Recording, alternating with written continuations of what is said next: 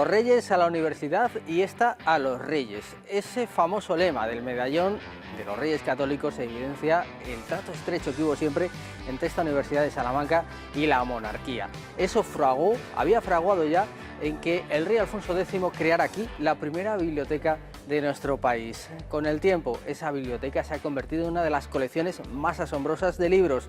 Hoy vamos a saber más sobre el verdadero templo del saber de esta ciudad.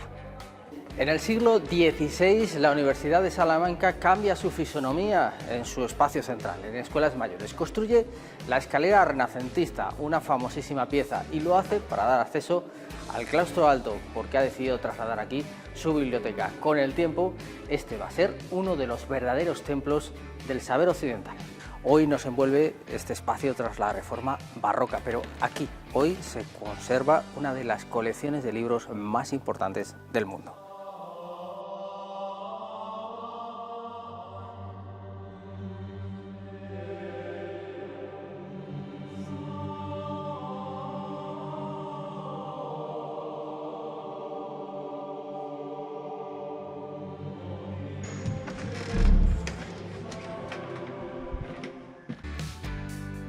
Una universidad sin biblioteca hoy nos resulta impensable, pero fue Alfonso X el Sabio el que en 1254 decidió por primera vez poner sueldo y oficio a una persona para que los alumnos estudiaran.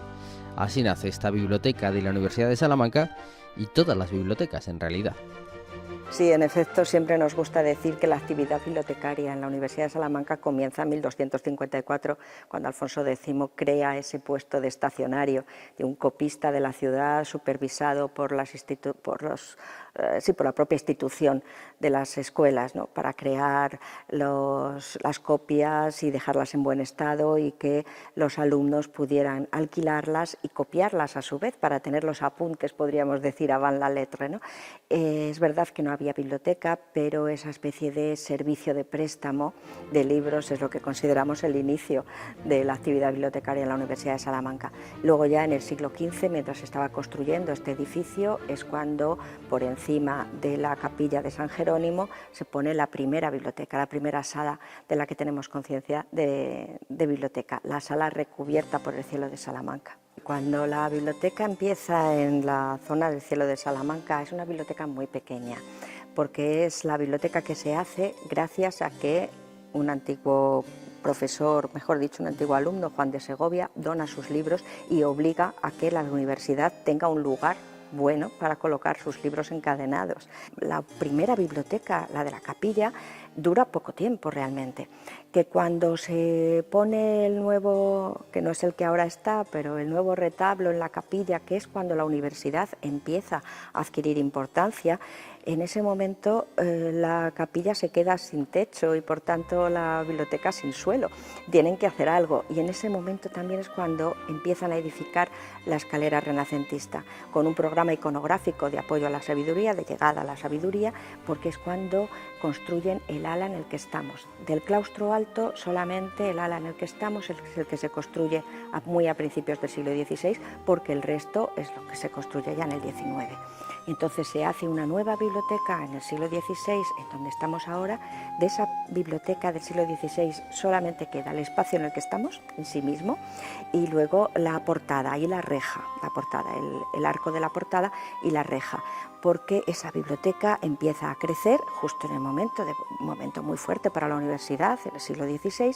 En el XVII decae tanto que la biblioteca casi de una forma simpática se derrumba, hay una parte de la bóveda que se derrumba sobre los pocos libros que todavía había y efectivamente se reconstruye en un momento dorado para la biblioteca que es el siglo XVIII, ¿no? A partir de la mitad del siglo XVIII es cuando se reconstruye ya tal como la estamos viendo, con estas estanterías e incluso varios de los elementos muebles que tenemos, que es el Papa Clemente XII, que tenemos aquí en un buen retrato, el que da una parte del dinero para poder rehacer la biblioteca. Curiosamente, Otra parte del dinero sale de algo que es negativo para nosotros, que es la venta, lo dicen los libros de claustros claramente, la venta del hierro de los libros cuando los libros se sujetaban con cadenas. Eso hace que ahora mismo tengamos, creo que son 2 libros solamente con un eslabón, que no tenemos recuerdo de las primeras cadenas de los libros. Y también se vende papel viejo, dicen los libros de claustros, de cuando se cayó el artesonado sobre ellos. Entonces muchos libros no sabremos nunca cuáles fueron, que quedaron completamente arruinados y se vendió papel viejo. Entre la universidad, el papado y todas esas ventas se pudo volver a reconstruir la biblioteca a partir de 1749. Y crece por 2 vías grandes, o por 3 podríamos decir. Una, por las compras que la propia universidad hace para atender a sus alumnos y para atender sus materias, pero otra también porque, como sabemos, por esta universidad pasó desde el primer momento, pasaron una cantidad de personajes enormes, principales de la Iglesia, de la monarquía, y muchos de ellos, que habían sido profesores o alumnos o colegiales, fueron donando sus libros. Y luego hay, por supuesto, una tercera vía, que es la institucional.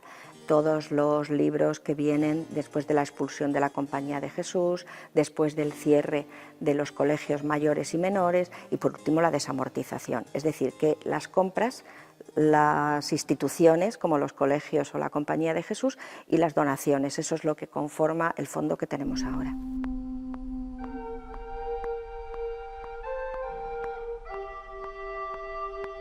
3.000 manuscritos, algunos de los siglos X y XI, y una colección de 500 incunables, es decir, libros impresos antes de 1500, componen una colección verdaderamente única que cuenta con el privilegio de tener una sala propia.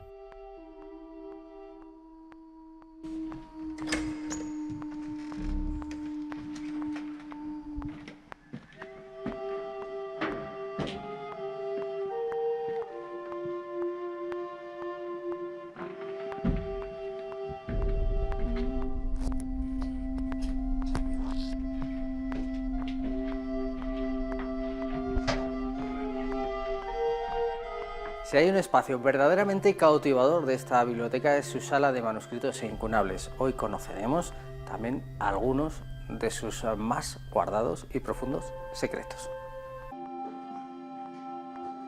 Estamos efectivamente en la pequeña sala de manuscritos incunables. Estamos justamente detrás de la fachada plateresca.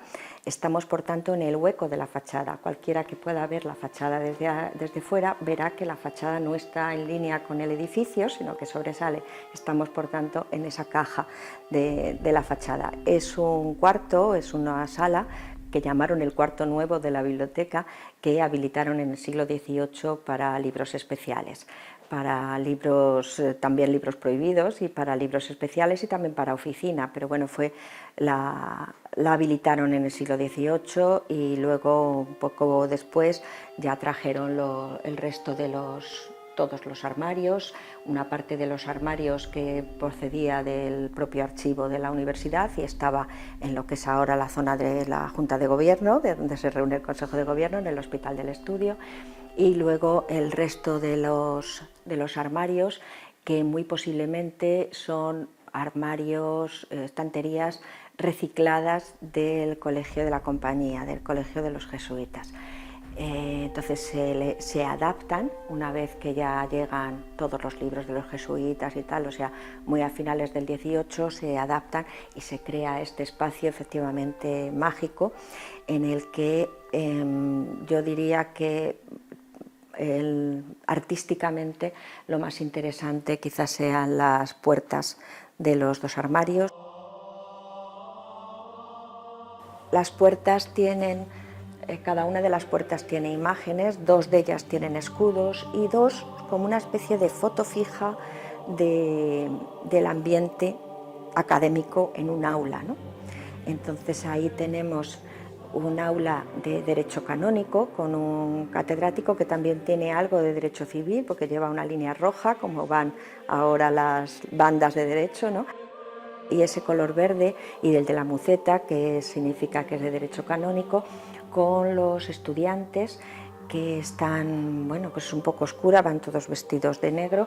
Siempre decimos que tiene mucha gracia porque esto que parece tan serio realmente se están pasando notas entre ellos, o sea que hay una cierta actividad, por eso digo de un poco de foto fija del ambiente.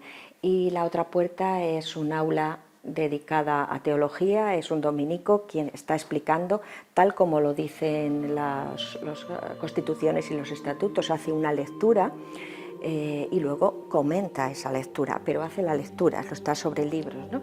Y ahí sí que podemos ver distintos tipos de estudiantes, desde colegiales a distintas órdenes religiosas, ¿no? Y es divertido porque si te pones a mirar, diríamos que nadie está escuchando, o al menos nadie está mirando al profesor. Son obras, como digo, pinturas del siglo XVII, y aquí toda esta zona están los manuscritos y otra zona pequeña están los incunables. Luego tenemos el arca del dinero y de los documentos que hace que eran los que tuviera la universidad, de todas las tierras que tenía, todo lo que se podía traducir en riqueza de la universidad. Es un arca de 5 llaves, que tenían que juntarse 5 personas para poder abrirla, y que se sube a este cuarto nuevo, en el siglo XVIII, se sube por cuestiones de seguridad, se sube aquí. Y en un momento dado, no sabemos exactamente en qué momento, deja de utilizarse para ese dinero, para esos documentos, y se queda ya para la biblioteca con varias funciones. Algunas como para libros que se dan en préstamo y tienen que dejar una prenda en préstamo, y entonces se guarda aquí, o bien también en su momento para libros prohibidos.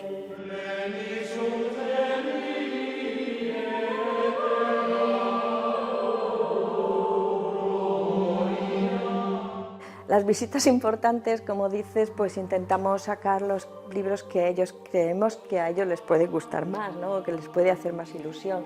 Quiere decir que cuando es un filólogo sabemos que tenemos que sacar el libro de Buen Amor, o en algunos casos pues el Códice Calistino, por ejemplo, como primer libro europeo.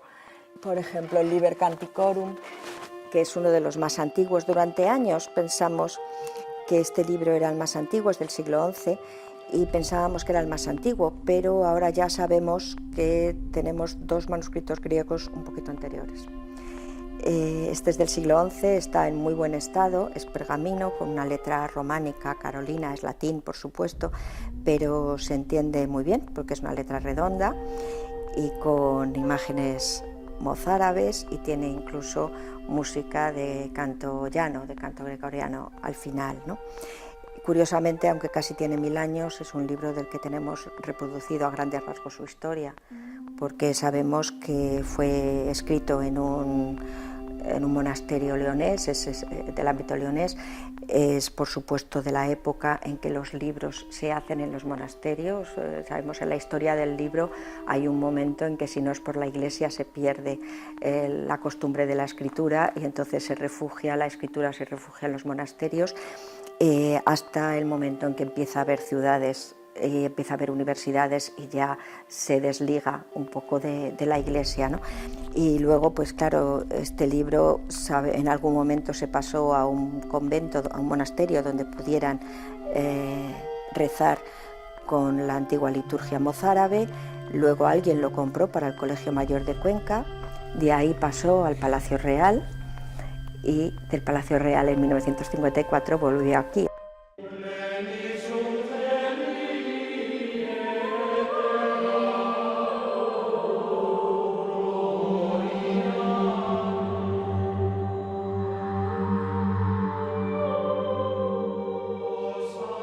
Este libro es uno de mis favoritos, es un libro humanista, ya no tiene nada que ver con un monasterio. Se trata de un libro que se hace en ámbito cortesano, es pergamino, oro, tiene mucho oro y mucha, como podemos ver, mucha ilustración, mucho adorno, incluso lo que llamamos nosotros calderones, que son estas pequeñas figuritas que sustituyen al punto y aparte, pues incluso son así, son de oro, ¿no? Es un libro, por tanto, muy rico, con un pergamino muy bueno y con muchísimos márgenes, es decir, que se estaba haciendo con toda la seguridad, un libro muy rico. Y me gusta porque no es un libro ya de la época de los monasterios, no es monástico, sino que ya es cortesano y está escrito en castellano. Es una obra de Séneca, varias obras de Séneca o de Pseudo-Séneca, es decir, la recuperación de un autor latino, hispano-latino en este caso, pero traducido a la lengua vulgar, es decir, unos años antes, esto es de 15, justo antes de que apareciera la imprenta por estos pagos, es el momento en que el humanismo hace que la lengua vulgar, el castellano, empiece a ser vehículo cultural. Tenemos desde luego muchos libros todavía ya escritos en castellano, pero sobre pergamino y sobre oro, elevados a la categoría del pergamino y el oro, el castellano, eso significa algo, significa el humanismo, significa la apertura hacia el Renacimiento. Y recuerdo que cuando comenté esto, y le comenté esto delante del rey al presidente de Portugal, me dijo, si le está olvidando decir una cosa. Digo, dígame, y dice, se le ha olvidado decir que estaban haciendo una nación.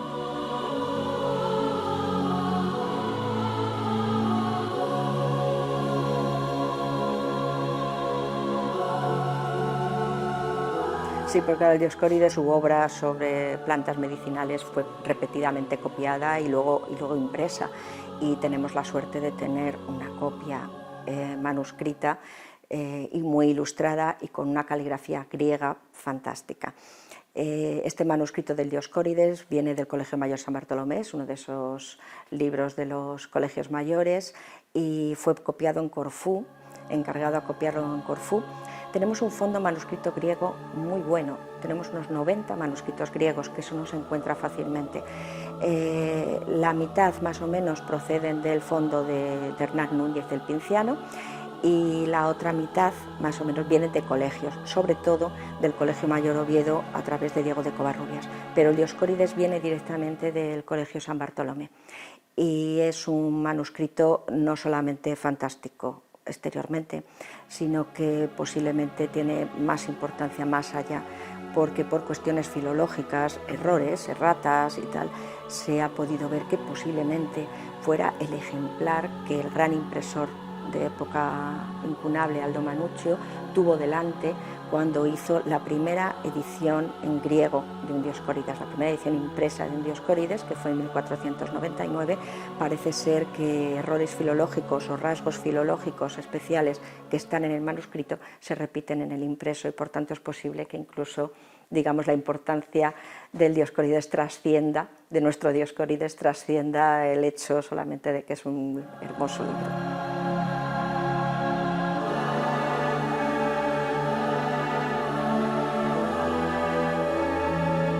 Y por supuesto, este es el manuscrito 2631, un libro patrimonio de la humanidad. Es una copia muy temprana, hacia 1325, del Códice Calistino de Santiago de Compostela, aunque más decorado que aquel. Forma parte de esos 5 libros únicos que toda Europa ha protegido en su registro inmaterial.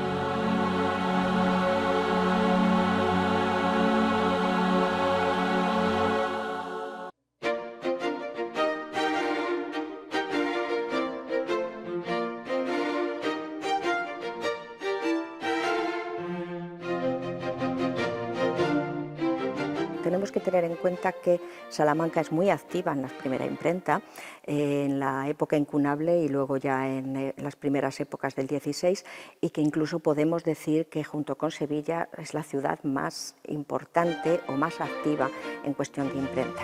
Enseguida tiene una imprenta que empieza con Nebrija, empieza relacionado con Nebrija, es Nebrija el primero que da sus libros a la imprenta y se empieza a desarrollar, claro, gracias a la universidad.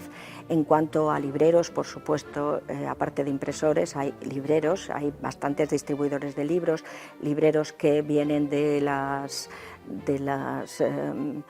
ferias, por ejemplo, de la Feria de Medina, y entonces se pueden comprar libros aquí en Salamanca, o bien muchos bibliófilos o muchos coleccionistas o la propia universidad que compra libros fuera de Salamanca. Y una de las grandes riquezas que tiene esta biblioteca, que no es, aparte de los oros y de los pergaminos, es que tenemos bastantes libros duplicados, libros corrientes de estudio, matemáticas, gramáticas latinas, ¿no? Matemáticas, filosofía, libros que se estudiaban impresos normalmente del siglo XVI y que están muy anotados porque los estudiantes los anotaban y que a veces los tenemos duplicados. Nosotros decimos que son duplicados cuando son ejemplares de una misma edición, no porque sea el mismo título, sino porque son de una misma edición. Y entonces cuando hay más o menos 20 colegios comprando libros, más conventos comprando libros, más 4 colegios mayores comprando libros en una ciudad pequeña, siempre fue una ciudad pequeña, los distribuidores eran los mismos, con lo cual es muy normal que los libros que pudieran comprar fueran de la misma edición. Por eso hay veces que nos encontramos con sorpresas muy agradables, como digo, son libros corrientes que no llaman la atención, pero nos encontramos con sorpresas muy agradables en que, por ejemplo, cuando nos toca tasar, valorar y tasar un libro cuando sale de exposición, para poderlo tasar convenientemente, lógicamente miramos cómo está el estado del libro, cómo es, si es bonito, si es bueno, y también intentamos ver cuántos ejemplares hay en el mundo, a través de los catálogos que ahora tenemos posibilidades de ver, ¿no? Cuántos ejemplares hay en el mundo de ese libro. Y no es raro que nos encontremos a veces que hay un número muy relativo de ejemplares. Hace poco, por ejemplo, de un libro de matemáticas encuentro 7 ejemplares en el mundo, de los cuales 2 los tenemos nosotros. Entonces, ese tipo de ejemplares duplicados, además anotados, es una riqueza especial que tiene, y yo creo que gracias a los distribuidores que llegan a Salamanca, claro. La biblioteca tiene otros muchos entresijos, donde se custodian los fondos gigantescos de libros posteriores, incluso el depósito legal de libros y prensa que ejerció durante una época. Tenemos casi unos 60.000 libros impresos desde 1501 hasta 1830. En 1830 los bibliotecarios ponemos siempre ahí una cifra de 1830, una frontera, que es un poco falsa, como todas estas fronteras, pero que viene a significar el cambio técnico, los cambios técnicos que se produjeron a la hora de hacer los libros impresos, desde la fabricación de tintas a la fabricación de papel, a la propia imprenta en sí misma, ¿no? Entonces, como libro antiguo, digamos que tenemos unos 60.000. Luego tenemos muchos más, y además tenemos muchísimos libros de cuando la biblioteca era la única biblioteca de la universidad y que por tanto se compraban libros para todas las facultades. Son esa colección enorme de libros anticuados, podríamos decir, normalmente del siglo XIX, que siguen estando en la biblioteca, y lo mismo le pasa a la prensa. Por cierto, habrán notado que no todos los libros tienen hojas, algunos son redondos y gordos. Y su presencia aquí, y esa definición, está vinculada a otro nombre propio de la Universidad de Salamanca, al doctor Diego de Torres Villarroel. Un hombre que escribía muy bien, debía ser muy divertido, debía ser una persona muy ingeniosa y muy divertida. Es verdad que era catedrático y muy inteligente. Él está también en los primeros tiempos de reorganización de la nueva biblioteca, ¿no?, de donde estamos ahora. Él intenta hacer una academia parecida, una academia real. Él intenta que sea una academia real, pues como la había ya en Barcelona y como la había en Cádiz, que son de cuestiones técnicas, para que no solo la comunidad universitaria, lo diríamos con el nombre de ahora, sino para que toda la ciudad pueda venir a conocer cómo funcionaban las esferas, tanto celestes como terrestres. Esa es su idea, y con eso es por la intención suya a la hora de comprar las esferas. Es conocido que él hace un discurso fantástico y muy bien argumentado al claustro para decir por qué tiene que comprar esas esferas, no solo por lo de la academia, sino porque cualquier biblioteca que se precie, él da detalles de bibliotecas fuera de España, deberían tener estos libros redondos y gordos, y efectivamente se los dejan comprar. Le dejan hacer 1 o 2 actividades de la academia, que debió tener bastante éxito, pero luego ya no le dejan hacer más. Pensamos que de Torres Villarroel vienen las 2 esferas de Blaeu, que son la celeste y la terrestre grandes que tenemos de los Blaeu, que estuvieron hechas en Ámsterdam, y luego él sobre todo cita una de ellas, que es celeste, comprada en París, de allí el mismo siglo XVIII, que es de Bogondy, que es una de las que tenemos aquí alta, que tiene unos pies verdes y bueno, que es muy llamativa, y esa es la que él buscaba por encima de todo. un espacio de película donde no han faltado rodajes y proyectos audiovisuales de todo tipo.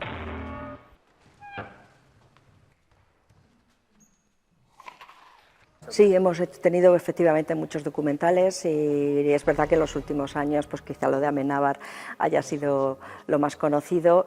Y lo de 30 monedas de Ales de la Iglesia sí que tengo una anécdota bonita. Él había venido a Salamanca a hacer localizaciones. No parecía que estuviera muy decidido a hacer al final algo en Salamanca, pero bueno, lógicamente le traen a la biblioteca para que la vea y la conozca. Hacemos una visita en la biblioteca y él, bueno, pues le gusta y ya está. Y en algún momento, pues no recuerdo quién, un vicerrector me dice, Margarita, si te parece, entramos en la sala de manuscritos para que la conozca también. Y entonces, bueno, pues ya sabes, abro la primera puerta, abro la segunda puerta, le digo que puede entrar y no entra, y se queda completamente blanco cuando ya creíamos que se iba a ir, y dice, tengo una escena escrita para este lugar. Un espacio efectivamente de película, uno de los grandes tesoros culturales de Castilla y León, un lugar donde sentirse abrumado con todo el peso milenario del saber.